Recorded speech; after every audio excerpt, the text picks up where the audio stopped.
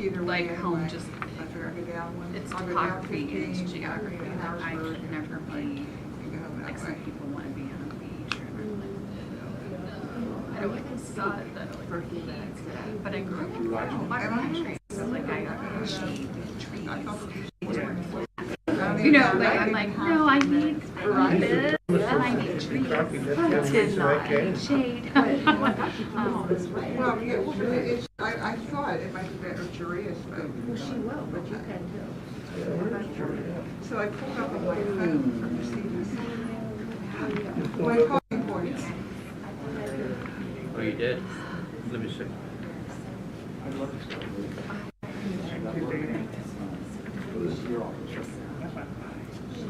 Sounds good, my friend. Good, all right.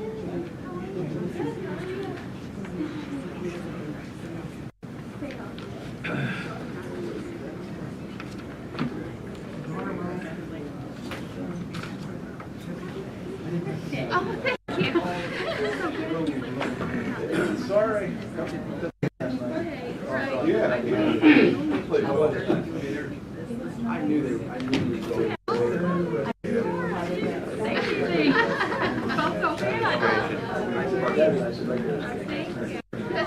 Matthew, Mixer, Sherry, But I'll tell you, they're gonna make the nuclear power. There's a whole thing. By singing the national anthem. Yeah.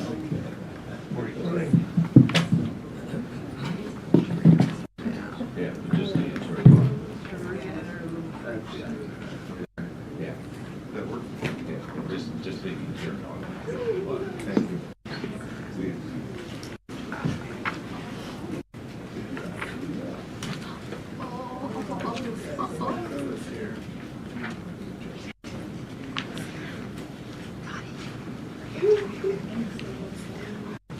Man, maybe those kids should be up here. Better we go. Holy smokes. They will be soon enough. Yeah. That's for sure.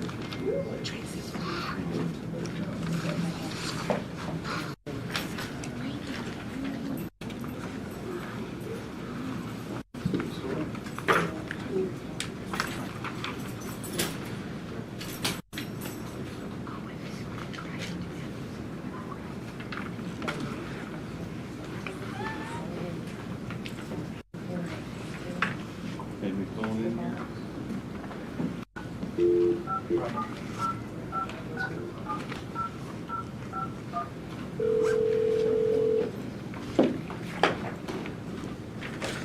Good morning. Morning, Commissioner David Smith. How are you this morning? How are you? Morning, Maya Thomas. Good morning. Jenny Patano's also on. Good morning. Good morning, Jenny. Morning, Jason Yorks. Good morning, Jason. Okay, I believe we have everybody. It is 10 a.m., so we'll ask everybody to please rise for the opening prayer and pledge allegiance before we begin our meeting. Dear gracious God, we thank you for another day you've granted us. We ask that it be one full of your grace and blessings. We marvel at the creation around us. Let us be good stewards of your will. Be kind, compassionate, understanding in our daily walk. We pray for our elderly in their golden years, our youth in the pursuit of their dreams, and our families as they raise their children. We pray for our businesses that you will provide their needs and help them to prosper. Lord, guide our country, our state, and county. May we always turn towards you and not away from you to guide us. We pray for you, your unity and grace. These things we humbly pray in your name. Amen.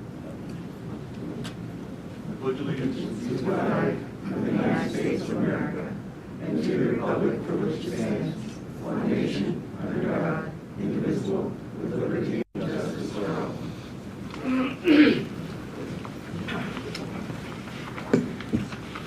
At this time, we will convene our regular scheduled commissioners meeting, and we'll ask for approval of the minutes of the previous meeting. I'll move to approve. I'll second. All in favor, say aye. Aye. Ayes carried. This time we'll ask for public comment on agenda items only.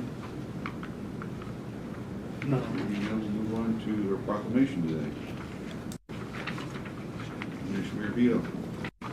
So, good morning. We did a proclamation on August 11th for Breastfeeding Month, and we're doing this today because sometimes in life we find situations where we need to draw attention to differences and to the need to try to change and eradicate situations. And part of doing this is the Commissioner's recognition. I want you to listen to the words of the proclamation closely, because in the proclamation you'll understand the need to not only emphasize the importance of breastfeeding for all babies, but also to understand the differences in certain communities. Black Breastfeeding Week Proclamation, August 25th to 31st, 2022. Whereas Lycoming County is committed to reducing infant mortality and increasing the health outcomes of birthing persons and babies during National Breastfeeding Awareness Month. And whereas Lycoming County is committed to uplifting the lived experiences of black families and babies.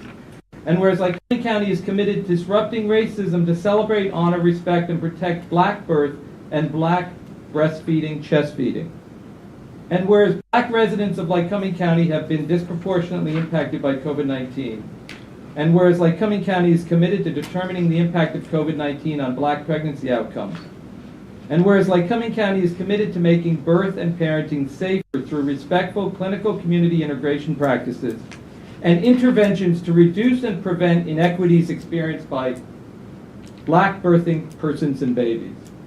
And whereas pregnancy-related maternal mortality ratio for black women and birthing people in Pennsylvania is 2 times higher than that of white women, and black infants are dying at 3 times the rate of white infants in Pennsylvania. And whereas these high rates of infant death have been attributed to infants being born too small, prematurely, and with serious health conditions, protecting and supporting human milk feeding is essential to ensure critical food security and immunologic protection for our youngest citizens. And whereas breastfeeding, chest feeding rates among black families in Lycoming County have decreased by 13% since 2021, there's a significant need for a targeted and accelerated black-led and black-centered approach to improve black breastfeeding rates so that these rates begin to meet the national benchmarks set forth by Healthy People 2030.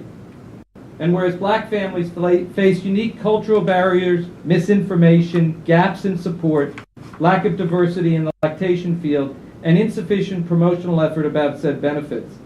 And whereas during Black Breastfeeding Week, we are dedicated to broadening the public's understanding of the critical impact that breastfeeding has on improving the health of infants and mothers and reducing infant mortality rates within the black community. Now, therefore, be it resolved that Lycoming County Commissioners designate August 25th to the 31st as Black Breastfeeding Week and support policies and programs, breastfeeding supporters, and especially black-serving breastfeeding organizations to ensure that all lactating parents can access a full range of appropriate support from healthcare institutions, insurers, employers, early care and education providers, researchers, and government entities to uphold its designation as a breastfeeding-friendly county. Signed, Lycoming County Commissioners Scott L. Metzger, Chairman, Tony Armasair, Vice Chairman, and Richard Marabito, Secretary. When I served in the state legislature, I was really astonished to find that the infant mortality rates in Williamsport rivaled the infant mortality rates of inner city Pennsylvania, Philadelphia, inner city Philadelphia. And the reason I was astonished is because I acted under an assumption that in rural communities, of course, we didn't have many of the problems that we had in our urban areas. And truth be told, we have those problems, whether they're problems of drug addiction or high infant mortality rates or chronic underemployment, all the problems that make it hard for families to really thrive and also really doesn't do the justice we need to do to the young ones, like these sitting in the front row, to make sure that they live lives that are able to contribute to society, because we all benefit when that happens. So I want to thank Ms. Coffey for putting this together, for bringing it to our attention. I want to thank the Breastfeeding Coalition. We can be very proud that in this county we have volunteers who have stepped up to say, we're going to educate the community about breastfeeding. And so, Mr. Chairman, I think that by doing this today, we make that statement to the public. Yes, we have some guests here. Would you like to speak? Feel free to step up to the podium and introduce yourself. Thank you. Thank you, Commissioners. It's good to see you again. Good to see you. You saw us last year. Last year and a few weeks ago. Yeah. And for those of you that are seeing me for the first time, my name is Juria Coffey. I'm the founder of Genesis Birth Services. And I want to thank Lycoming County and Williamsport for recognizing the importance of advancing support for Black families in this area and supporting lactation. We are the first breastfeeding friendly city in the state of Pennsylvania. And so it makes sense that we would continue to advance support for our families. And I just want to share briefly that this is personal for me. Before I was a lactation provider, before I was a business owner, a private practice owner, I was a mother.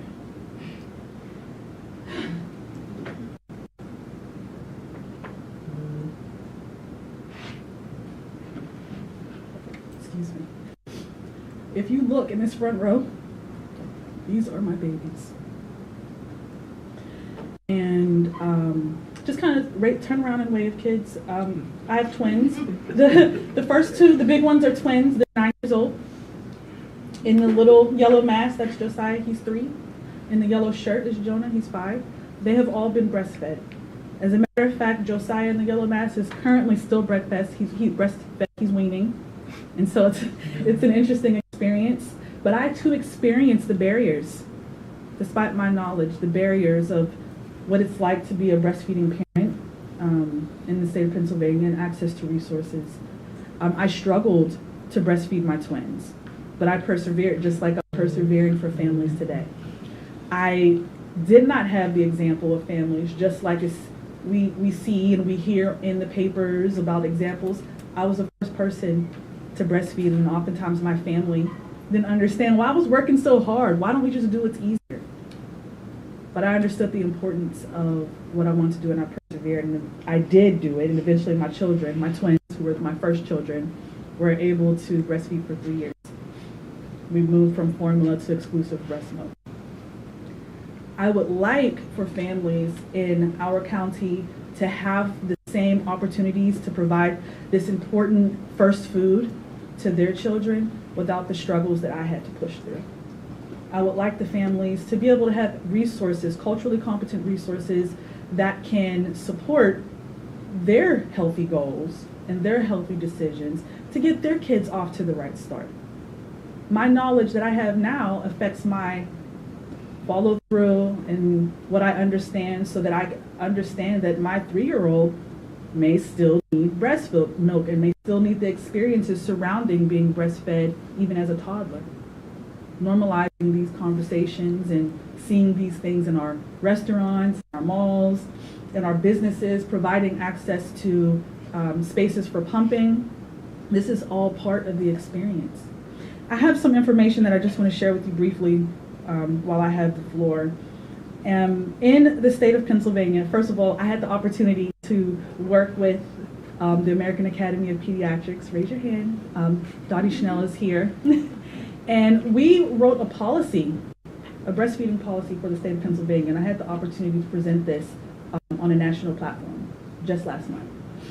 In the research, we found that in 2019, infants living in Pennsylvania have a 76.9% breastfeeding initiation rate, compared to an 81.8% for Hispanic infants and 83% for white non-Hispanic infants. What are some of the barriers, and why is this a health equity issue? Well, this is something that was covered in our policy paper, and I would like to share briefly what those bullet points were. First, inadequate promotion and access to service and support resources. It's not common, even in 2022, to see imagery that displays a person that is of color breastfeeding their children. It's not common. We often see commercials, we see ads, we see imagery. Even more recently, like being able to provide marketing campaigns with images, it's very challenging to find images of families that look like me or near me, depending on if you go up or down the hue card, that are breastfeeding. That is an issue. Representation is really important in this experience. We have to be able to know that it's possible. And so even just in making the images possible, that makes a difference. We also have, limited access to lactation support in the workplace. Mothers, parents, birthing people who have chosen to breastfeed, they often have to quit early. Why is that? Because they have to go to work sooner. Some of them are in service roles. Some of them are in transportation. Some of them are in educational roles. These are all roles that are very difficult to maintain your lactation journey, your lactation bond with your child, because it's very difficult to express milk, to pump. There aren't enough breaks. There isn't enough time in the day to be able to do this. And if you're in transportation, our bus drivers, some of those are probably parents. Some of them are probably lactating parents. We have a lot of industry in this area. We have factories. These are also lactating parents in a lot of these places. How are they able to maintain a healthy breastfeeding relationship with their children without significant places, sufficient places to be able to express milk and the time to be able to do that without penalty? A lot of our families are choosing between providing for their families, providing this very, very vital first food to their children.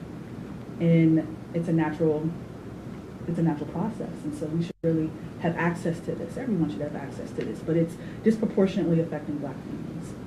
And then we have the elephant in the room, the psychosocial factors, the historical implications of what some call the mammy imagery, things that we have experienced culturally on this continent, and how that has affected whether or not a Black family will decide to breastfeed or not, because it's just not something we do.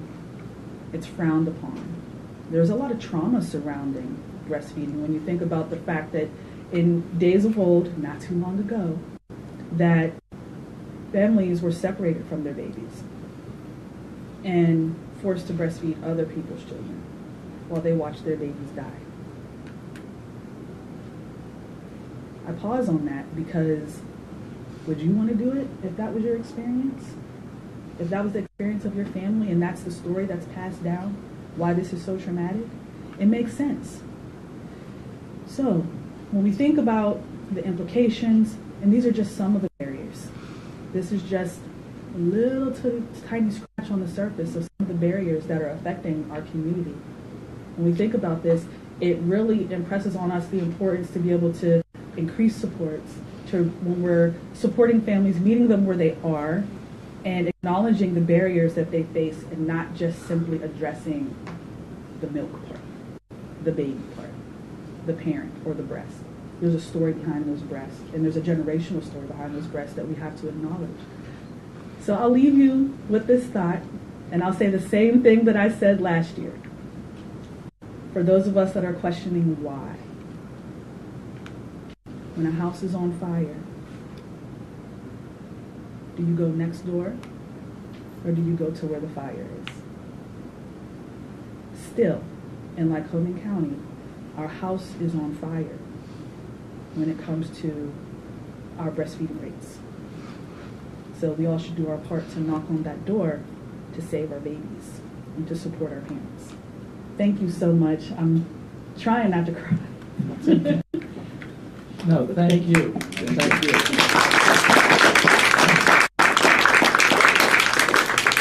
We'd like to get a picture with you and the kids. Anyone else would like to come up? Is there anyone else who wants to speak? Yeah, is there anything else, any other organization that Would like to speak? speak to?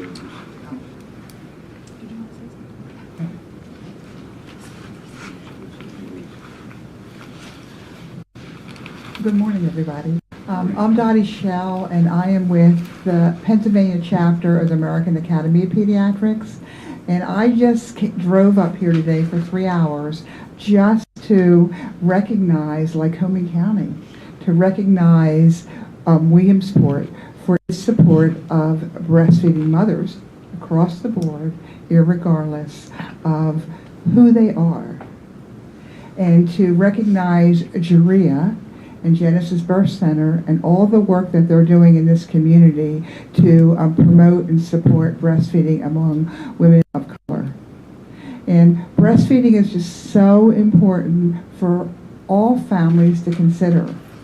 And Lycoming County just here in Williamsport had a billboard. I don't know, did any of you get to see it?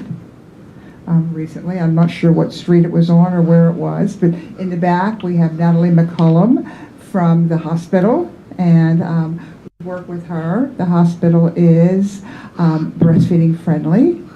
And we have Nina White in the audience, who is with the library, and the library will be promoting story time, talking about little mammals who will be feeding little mammal milk from their moms. And Nina's working hard on that. And beside her is Lisa McCluskey, who's one of our consultants and a lactation consultant. And beside her is her husband, Dr. Tim McCluskey, who, since as long as I've known this couple, they've been supportive of breastfeeding throughout not only Williamsport, but throughout the whole state. So I'm just so glad to be here today, and thank you for this proclamation. It does warm my heart. And just know that breastfeeding is the game changer. Breastfeeding helps level the field. When a baby is born and he has the opportunity to breastfeed, he is being nurtured and attaching to his mother like that, right at birth. And there's so many health benefits to that baby. But the nurturing part of it, I think, is sometimes we don't talk enough about. So thank you. And Thank you. Thank you very much. Okay, we'd like to get a picture with you. Welcome.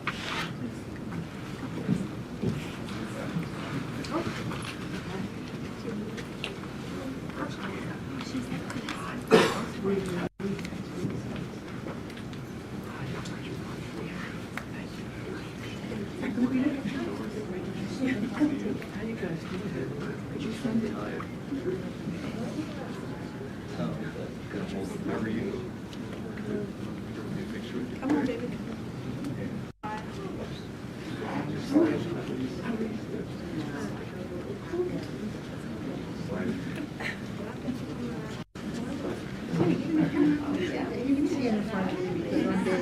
Come on, stand here. He's too cute to be in the back. That's for sure. All right. You ready? 1, 2, 3. Potatoes. All right, good job. Okay, wait a minute. Excuse me, can I?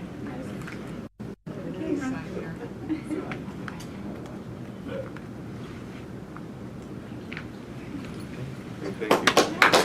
Thank you.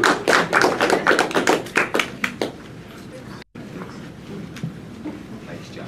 You know, one thing we should mention is that UPMC has been very supportive. Lisa McCluskey and the crew work with both the hospitals, and whenever there's an issue of someone, I know from our own experience, if a woman is having difficulty breastfeeding, there are resources available to help them. And in our own personal experience, that happened in our family, and I think that it was fantastic, and I thank you very much for doing that, because as the director of Pediatrics Association said, that it is just so essential. And one of the great things about being an elected official is we get educated all the time, right? So you walk out here today, and I've learned like a lot of things that I didn't know before I came in, and that makes every day sort of a great experience. So thank you for educating us. Thank you for the work you do. Thank you. And you're welcome to stay, or you can stay and be bored of our meeting. I think I'll spare the kids this time. Right? Yep. Thank you. So much. good luck with your meeting.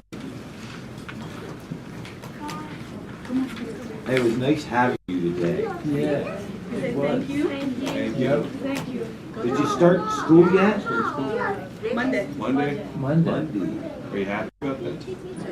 Oh. that's a pretty normal reaction. Exactly. For 9. Exactly. Thanks.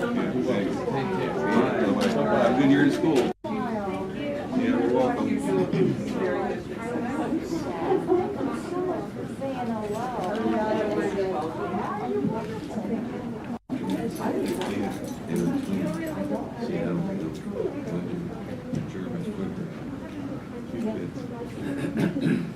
Okay, so we'll have bid opening.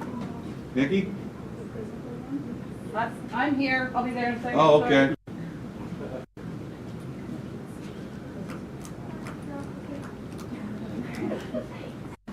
Yep. Okay, Kristen. Sorry, Okay. I just had to I say thought hi to Nikki was on the Lisa. phone, so- My oldest is 32, and I met her when I was pregnant and gave birth to him. Wow. And now his wife is breastfeeding their second child. Wow. So, sorry.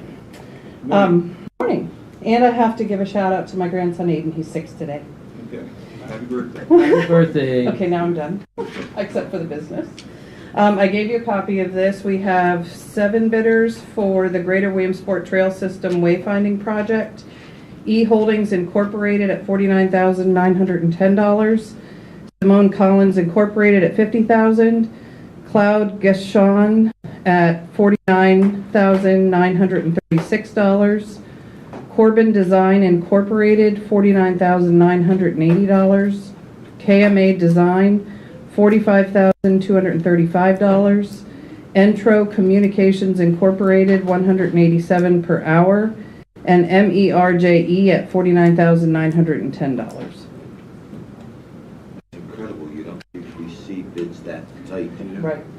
I thought the same. Okay, thank you. You're welcome.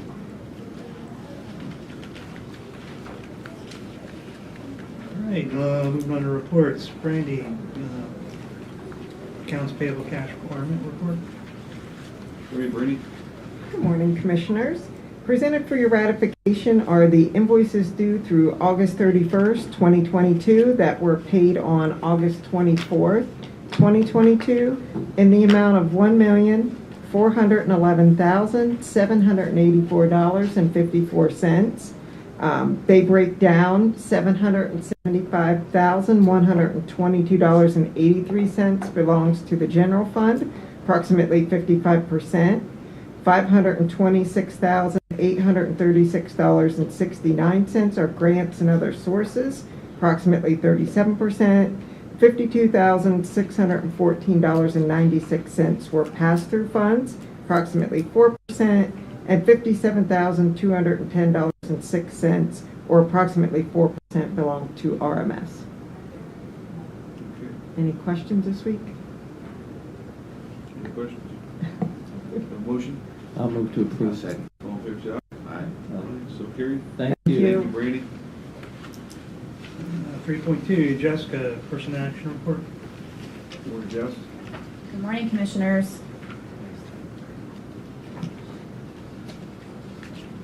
Seeking your approval for the personnel actions report for July of this year. This is the one that we Table, for table. table. Oh, right. Two weeks ago, 2 weeks ago, actually. yes. It hasn't changed, it's the same. Okay. Motion? I move to approve. I'll second. All in favor, say aye. Aye.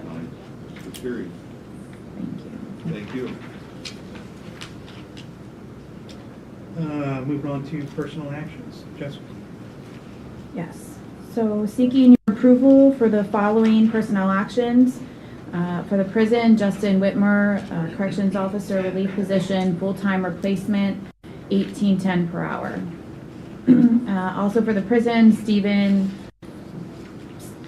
we'll just call him Steven. I can't pronounce his last name. Corrections officer, relief, full-time replacement, $18.10 per hour. For the controller's office, Lynn Catherman, internal auditor, full-time replacement, and that's the minimum of pay grade 7, $36,533.52. Another CO for the prison, relief, full-time replacement at $18.10 per hour. And for IS, hiring Tammy Sanso for that part-time JNET coordinator position at $20 an hour and not to exceed 1,000 hours in a year. Okay, I think that might be pronounced Arzatoski. Say it again. Arzatoski. Okay, I think I'm close. all right. We'll let that be the record then. We're happy to have them, Yes. and the other appointments that are coming on the board, and how are we doing with the guards and the overall county employment? We're doing okay. We still have about 15 CO positions that are open, but we are bringing in several people starting on Monday the 29th. So I think we have about 5 or 6 COs that are starting on Monday. So Good. yeah. Okay. Any other questions? A motion? I'll move to approve. Second. All in favor, say aye. Aye. So carried. Thank you. Moving on to action items. Maya? Go ahead and take 5.1 through 5.3. All right, good morning, Commissioners. Good morning. The first item I have for you is to approve of Amy Aichner. She's providing absence services out of the prison. She's not to exceed $10,000, and all of this is going to be paid under the prison commissary surplus fund. Okay. Have a motion. I'll move to approve. A second. All in favor, say aye. Aye. Aye, so carried. Hey, Mike, could you speak up just a little bit? Sure, yes. Thank you. Is that better? Yep. Okay. The next item I have for you is vote to approve amendment to agreements with Turnkey Construction, Lecce Electric, and RLS Construction Group. This is for the health center construction bill. We're simply extending the term of the agreements to September 17th, as we're hoping that's the finalized completion date. Okay, motion. I'll move to approve. I'll second. Any questions? All in favor, say aye. Aye. Aye, so carried. And the next item I have for you is vote to approve memorandum of understanding with Lycoming County Housing Authority. This is a MOU that we do routinely with the Housing Authority for when they have capital projects. And in this particular one, we have to serve as the designated responsible entity for some environmental projects that they're doing. So it's an environmental review, and CDCOG does that on their behalf, but due to the nature, we have to actually be the designated responsible entity for that. However, all of the projects are paid strictly by Lycoming County Housing Authority. Okay, can I have a motion? I'll move to approve. I'll second. Any further questions? All in favor, say aye. Aye. So carried. Great, thank you, Commissioners. Thank you. 5.4, Nancy, agreement with White Deer. Good morning, Nancy. Good morning, Commissioners. Thank you. Almost ran you over. No, I think your backup beeper would have stopped. That's why I stand there, so you know when to stop. I know, thank you. Good morning, Commissioners. Juvenile Probation is asking for approval on our 22-23 contract with Cove Prep, doing business as White Deer Run. They provide a secure care facility for adolescent males ages 18 to 20 who have committed sexual offenses. There's the Secure Care Offender Program and then a tweak diagnostic, and there are no rate increases this year. Okay, that's good news. Have anybody there? No. That's good news too. Yes. Okay, can I have a motion? I'll move to approve. I'll second. All in favor, say aye. Aye. So Thank you, carried. Commissioners. Thanks. Thank you. Thanks. 5.5, Jenny. Good morning, Commissioners. This is a conditional award letter for our, and there's a typo on the agenda, it's a conditional award letter for our 2021-2022 Pennsylvania Housing Affordability and Rehabilitation Enhancement, so our fair funds with the state, for a total of $952,534. This is the conditional award letter ahead of the execution of the full contract.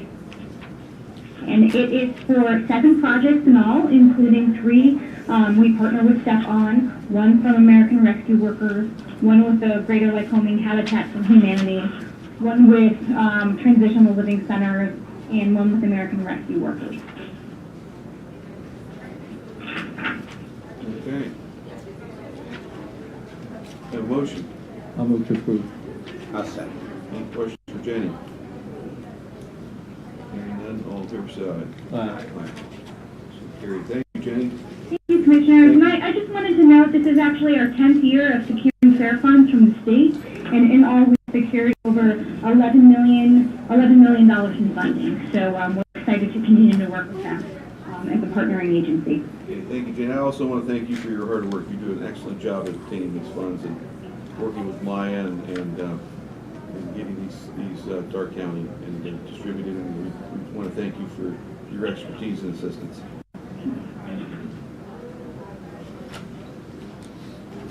5.7, Austin, change order. Wait, I have one more. Oh, Yeah. Yep. Don't cut her off yet. sorry. Right. Good catch. Go ahead. Good. All right, 5.6. This is an amendment, a no-cost amendment with Greater Lycoming Habitat for Humanity for their 2019-2020 fair agreement, and it's for $55,000. So it's a no-cost amendment to extend the term of the funds to next August, through next August 31st, 2023. This is for their Scott Street and Diamond Street builds. And like many agencies and organizations, they've experienced a lot of delays and shutdown the last year or so due to COVID. So it'll give them additional time to do their construction project. Okay, got a motion. I'll move to approve. I'll second. All in favor say aye. Aye. Aye, so carried. Thank you. Thank you. 5.7, Austin. Good morning, Austin. Good morning, Commissioners. So today I have for you change order number 2 for bridge bundle number 2 with Walnut Construction. The total increase is $39,523.41. There were 3 line items in the change order, one for each of the 3 sites that were started prior to August. The first is Sheridan Street. There was a sewer line that was noted on plans but was not known when they before they went into excavation. When they went to install the bridge, they realized they had to encase it in concrete and reinforce it so that it wouldn't be damaged with the new bridge. The second item is Smith Road in Franklin Township. When they excavated the old bridge out, put the new one in, because it's a high efficiency or high exceptional value trout stream, it's important to have the native stream bed put back in, but there were no rocks there. They had all been washed downstream, so they brought rocks in to ensure that the stream is able to maintain its exceptional value. And the final item is Valley Road in Susquehanna Township. This is the bulk of the amendment, or of the change order, and this is for the additional hours of labor and increased crane costs because we had to install the bridge with the power line still energized and up. So that's where the bulk of the cost comes to. This is the second change order for Bridge Bundle 2. We did a prior one for Losac a few months ago, which we were able to catch before we went in and put it in, but unfortunately there were some, as is the nature with construction, that you don't know until you hit them in the field. So we're seeking approval here today so that we can add this to the next pay app for Walnut. Okay. Thank you. I have a motion. I'll move to approve. Second. Any questions for Austin? Hearing none, all in favor say aye. Aye. So carried. Thank you. Thank you, Commissioners. 5.8, Jason, agreement with Envirocom. Good morning, Commissioners. Morning. Commissioners, before you for approval is the contract that we would have for Envirocon. Envirocon is the company that we are using to do the emergency repair on the leachate tank with the new liner system. This will allow us to get the liner on order. This contract is still getting ironed out today as we speak through final legal review from our solicitor on a few of the comments that the company had agreed to. But the meat of the contract is the same. The price is $1,280,885. $1.75. It basically gives us a 45-day working window. The company, as long as we can get the material in here and the weather does not go too cold on us, we can get this new liner system in this year. This is for our beloved Legion.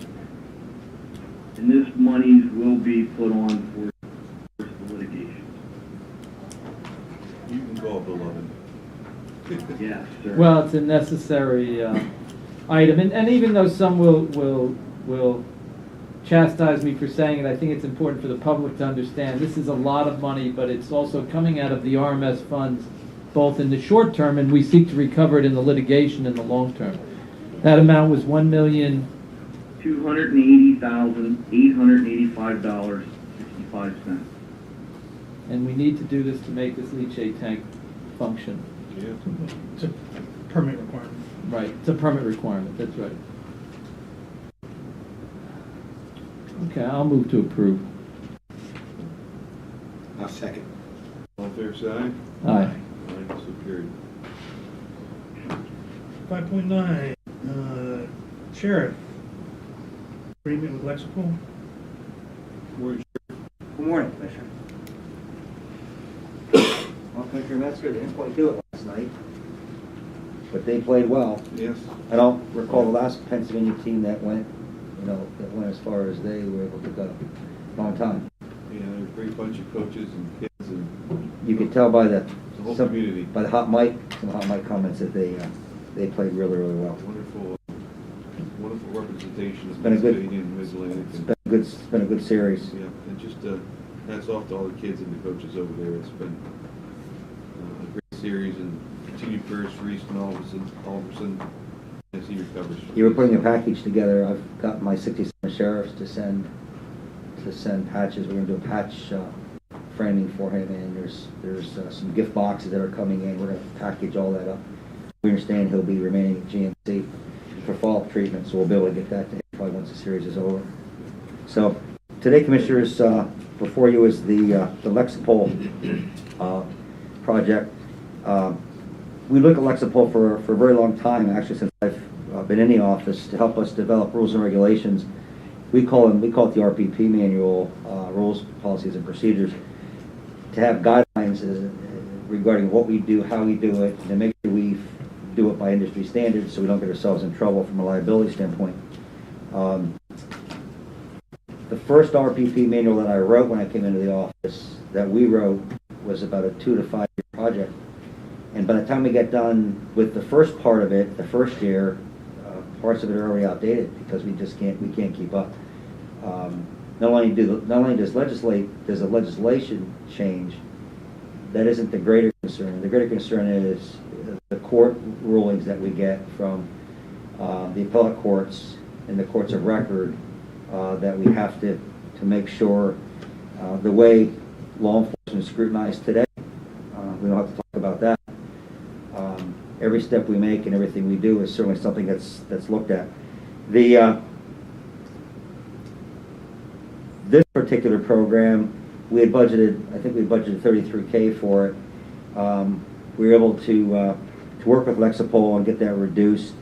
We had an initial 15% decrease and then I think another 15% decrease. So our budget line item was around 33, and I think this comes in at about 33670.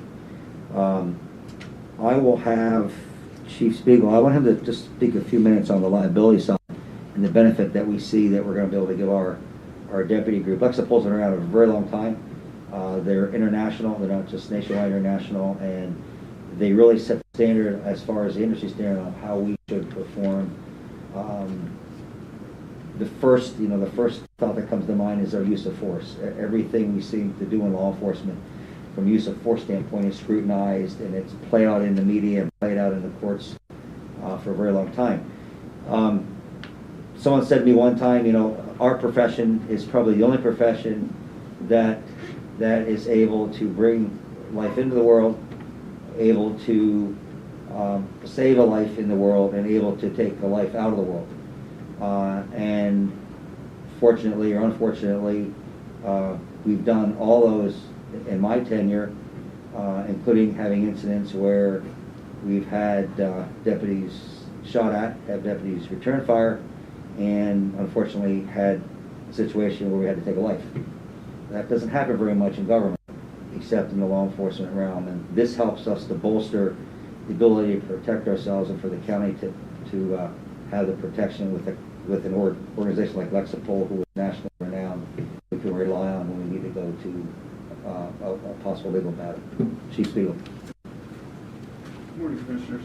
Good morning. So, as the sheriff explained, Lexipol is basically a policy procedure manual that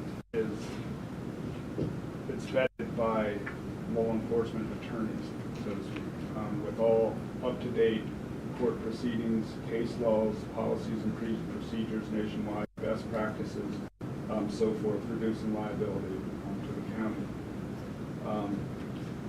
All policies are written by public safety attorneys that reflect the agency's terminology. They will fit it to each agency. The sheriff mentioned use of force, so they will send us the best practice use of force policy used across the country. We will tweak it to help our agency, send it back to them, and they'll say, okay, this works great.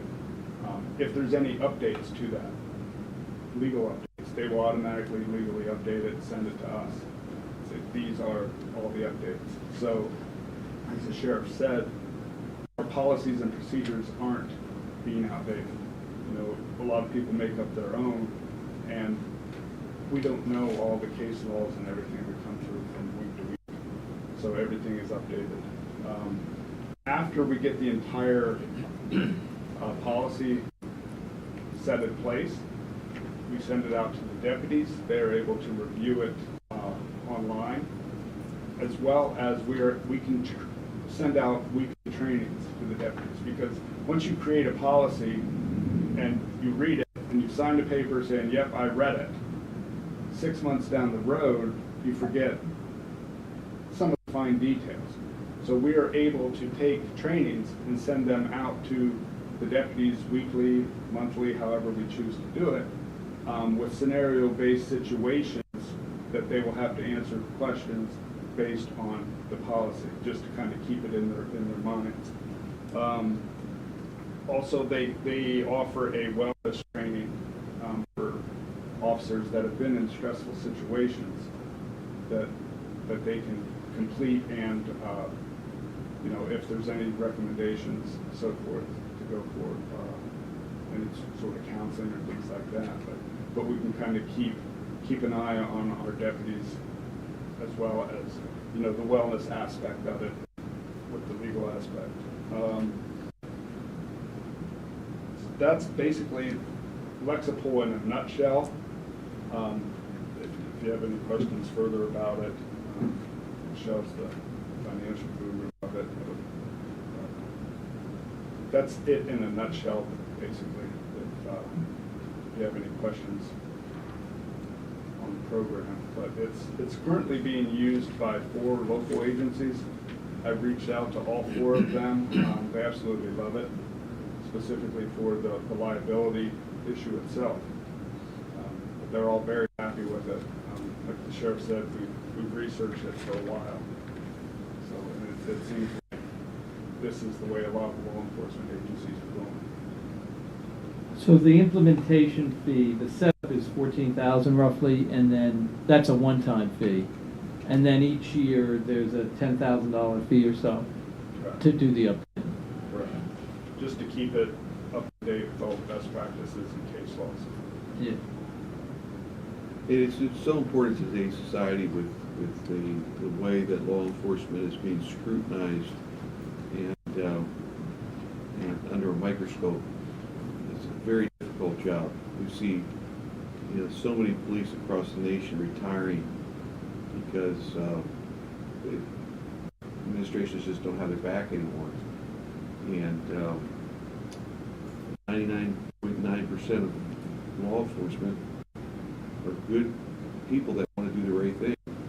And if there's a mistake made or one goes astray, the public jumps on them and paints the entire horizon as evil. And that's not the case. And you have very difficult jobs. And it's important that we give you the tools that our policies are in line with what's the best practices policies. And it makes them more efficient, it makes them more professional, makes your job a little easier, helps you to go out on the street and explain case law and adhere to case law, and so that we're more productive in the long run. And from what it appears, what they're going to do is basically make sure that you guys are on top of all the latest decisions by courts about what is or is not proper conduct. Correct. You know, I have to say that it's not very much money when you look at the fact that people need to know what they can and can't do, right? And when it changes, people need to have the ability, we, the county, need to have the ability to make sure that our deputies and so forth know. So is this going to be helpful to all the APO? I would think so. I think it would But- help all the boards, so. Yeah. Sheriff, would that be a fair statement? All of our law enforcement components, this would be helpful. Once we get our feet wet and we start to develop this, I think it's a really good point, Commissioner. There would be made is Lexipol provides legal support. If we get involved, and the chief did mention that, we get involved in legal issues, you know, there are big guns that come in, no pun intended. There are a support structure they have that are some of the best legal use of force, for instance, experts that come in and help defend us. We see every day how we're scrutinized with an instantaneous decision that an officer has to make. Shoot, don't shoot, you know, restrain someone, don't restrain someone, and something goes wrong. Something goes terribly wrong, whether it's sometimes intentional, and on occasion we have that, but most of the time it's not intentional, and we have to defend it. We have to defend it for years. You know, we've got cases that go on for, we all know this, for many, many years. And this helps us to minimize that and helps helps our deputies to be able to maybe look at it a different way. There are scenarios, they'll be getting scenarios as we start to unfold the program, and they'll be given options with scenarios on what should you have done, what would have been best practice. And that's the kind of training that they'll be able to receive and get with validity and with credibility. And you said there's 4 local agencies using it? There are 4 currently. Okay, that's good to hear. And they are agencies, and we aren't there yet, but they're agencies who are nationally accredited, which helps us if we get to that point, because it helps us with liability, it helps us with insurance costs, because it helps drive down what costs that we have for the insurances. Thank you for your consideration of this. Okay, can I have a motion? I'll move to approve. I'll second. Any further questions of the deputy or the sheriff? Chief or the sheriff? All in favor, say aye. Aye. Aye. So carried. Sheriff, Thanks for your service. could you please stick around for a few minutes afterwards? I will. Speak to us 3. Thank you. Thank you, Bill. Thank you. Okay. Director? Commissioner comment? That would be good. Yeah, Jason Yorks from over landfill said to make sure that everybody pays a little bit more attention while you're driving. The kids will be on the school buses now, and accidents do happen, so just be aware of it. And I would like to echo that comment. Simply, today everybody's wearing these earplugs, right? They're not paying attention walking, let alone running and riding bikes. And it's amazing how many people just don't even think about pulling out into traffic now with listening to music or walking across the street. And so be careful out there. And we want to make sure our kids get to and from school really well. And tomorrow night, Williamsport will be welcome to the world downtown. And we encourage people to come out and take part in the festivities of downtown, and there'll be vendors down there, and food, good time, good weather, good time to get out and see your neighbors, and I'm sure some of the teams will be walking around. You can see some of the players, but just a nice evening to enjoy downtown Williamsport and to come out and see everybody. And you know what? We want to, commissioners want to congratulate Hope Enterprises on their 70th. That was last night, right? Yep, that was last night, and it was a very nice affair, and a lot of people, amazing board members who've been involved for 45 years, for 50 years, a real commitment by them to make that organization strong. So congratulations to all of the folks over at Hope, and we look forward to another 70 years. Absolutely. Okay, public comment. Morning. Good morning, Commissioners. My name is Beverly DeSur, and I live on Fox Hollow Road in Old Lycoming. And I'm here to remind the Commissioners that we're still waiting for an audit of the 2020 vote. And I follow on the heels of residents of the county who have put in weeks, months, countless hours to try to get this audit done. And I follow on the heels of Karen DeSalvo, who I'm sure you know well, and she's put in so much effort on this part. I have, you probably know better than I do how many people signed petitions for this audit. I have just a few more here. I wish I had another 100, but I will say that I probably represent quite a few people who haven't even signed the petition. So I think it's been said that legislators feel that if they get one call, there's probably 1,000 people behind them who haven't had the time or opportunity to let them know how they feel. So if I'm here today, how many people are in the silent arena who also feel that we should have the audit? So I did write a letter to the editor that was in the paper in June, and I emailed it to you. So I know all the facts. I was happy to learn recently that you did meet with Seth Keschel, who is a foremost expert in this field. And so I don't have to reiterate the facts, but I just want to accentuate the fact that this is not a partisan issue. In 2016, I was a well-meaning Democrat, and I was a Bernie person and worked very hard on that primary. And I was among many others who watched and felt that Hillary Clinton had stolen the primary from Bernie. And there were experts that estimated that there were probably 13 to 14 states.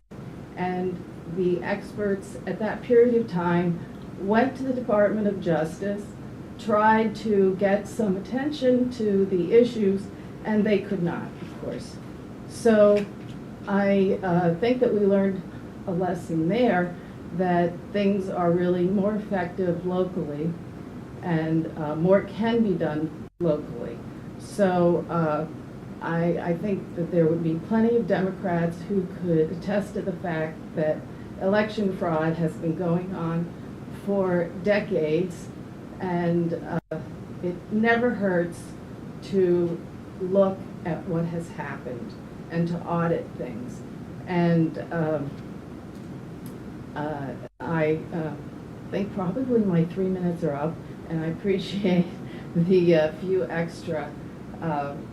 So I'm sure there was another point, but I didn't have time to write it down. So I thank you for your time, and I have learned that I believe some legal action is being prepared, but I also wanted to make the point that I feel that there's so much integrity in Lycoming County. I moved recently from Philadelphia, and I experienced so much more integrity and common sense here. I'm so happy to be a resident these last few years. So I don't feel that it's a point that somebody has done anything wrong here, and I think that we just need to get to the facts. So thank you very much. Thank you for your time. Beverly, how do you spell your last name? Just because Okay. they're taking minutes to. It's D-E, capital C-E-R. Oh, and I have like a few more. Okay. Thank you. This part of the record. Thank you.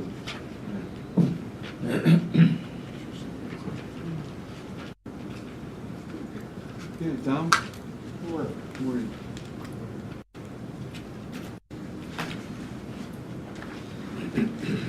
It was pretty eye-opening to hear that 3 times the rate of black children, babies are have problems than white children. That's pretty sad. And yet we see the abortion has been a target of the black race. And we have a party that supports abortion pretty much. And we see she has a Genesis pregnancy program that supports life. We don't support abortion, those clinics. But we have attacks on these pro-life pregnancy centers all across the country. It's not reported in the news. They like to keep it quiet. And there's still people like Elizabeth Warren saying they should be burned to the ground, attacking these people. And they're just doing nothing but trying to support life, trying to support integrity and what's good for America. And if you can't protect life, you don't have freedom. Also, sort of bring attention to there was a 28-page document that was presented to the Biden administration right after he took office, presented to him by prominent Democrats. And here are some demands. Use government power to crack down on conservative Christians. Remove Christians from public offices. Deny free speech and religious liberty to Christians. Remove In God We Trust from U.S. currency. Fully fund comprehensive sex education to include encouraging children as young as elementary and middle school to undergo gender transition to the gender of their choice. This is an attack on just what our whole country's founded on. And this is serious stuff because you already see it all being played out. That's why we have 87,000 more IRS agents are going to be armed. And we have to have our power comes from our local government. And the sheriff's office, I respect you, and I hope when they want to send in federal troops or even state police that really don't have the jurisdiction here, I don't care what the courts say, it's up to the people. And it's only by the consent of the government, and the government do not consent to state interference in our county. And that goes along with our election process and with anything else. And we want to see law and order. And we don't want to see criminals walk on the streets. And this stuff with people going into the schools and poisoning the minds of these kids, getting them to wonder if they should change their identity. It's just evil and it's corrupt. I just heard a fella, who's Hispanic, interviewed yesterday. His daughter was being approached in the school without his knowledge about changing her gender. Well, she was suicidal. And they'll claim that she was suicidal because she wasn't happy with who she was. He said once he found out, he got it all stopped, she's fine. There's no more suicide, thoughts or anything. And this is what's going on. We have the whole push with us identity, gender, and the whole thing with the LGBTQ community. This is what they're pushing. This all comes from that whole thing. It's not because you get people caught up in this stuff that they have their lifestyles, but now it's an ideology. And they have these information kits for kids if they have trouble in school they shouldn't be thinking of this stuff. This shouldn't be their focus. Their focus should be on what they're going to be taught, how to get along in life. And I'm telling you, this is an attack from the communists and the people that hate America and hate freedom and hate anything that's true. And that's why they want to silence Christians. One last thing. Jesus, when he was dealing with the deaf and mute spirit, threw the son into convulsions. Jesus called it a deaf and mute spirit. And that's what we have going on today. We see these people that can't take freedom of discourse, freedom of thought, and have public debate on things. Right away, they want to go to violence. Right away, they want to shut you up. Right away, they don't want to listen. That's the deaf and mute spirit that Jesus was talking about. And that's what's permeating. That's what brings darkness. And if we don't stand against it, Democrat, Republican, Independent, I don't care. We can still learn how to get along and have our disagreements, but we got to stand against the evil. We got to stand against the evil together. Thank you. Thank you, Tom. Anyone else? Nothing on that. Nothing on mine. Okay, we have completed our agenda, so our next meeting will be Thursday, September 1st. Here in this room. September, yeah. So everybody have a great day, and thank you. I'll look at the agenda and see if I should call. Yeah. Sheriff, you sit in the back room? Sure. Thank you, sir. Are we having a retirement for? I don't believe so. Right. Why is it on our show?